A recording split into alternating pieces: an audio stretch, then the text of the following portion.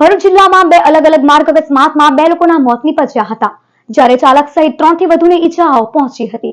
ભરૂચના શેરપુરા વિસ્તારમાં આવેલ વસીમ વિલા સોસાયટીમાં રહેતા સદ્દામ મોહમ્મદ અંસારીના બનેવી મોબીન અંસારી દહેજની સિવા ફાર્મા કંપનીમાં નોકરી કરે છે.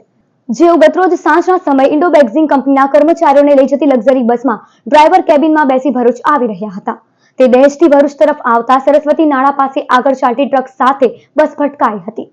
જે અકસ્માતમાં ટ્રક ઉભેલ ઇકો કાર સાથે અથડાતા ટ્રિપલ માર્ગ અકસ્માત સર્જાયો હતો.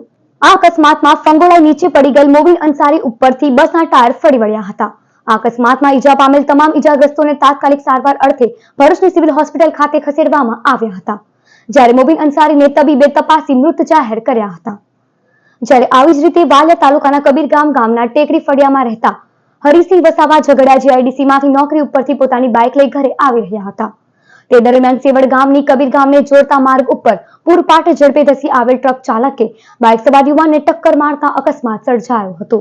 આ અકસ્માતમાં ગંભીર ઇજાઓને પગલે ઇજાગ્રસ્તને તાત્કાલિક સારવાર અર્થે વાલિયા સરકારી દવાખાને ખસેડવામાં આવ્યો હતો, જ્યાં હાજર તબીબે યુવાનને તપાસી મૃત જાહેર કર્યો હતો.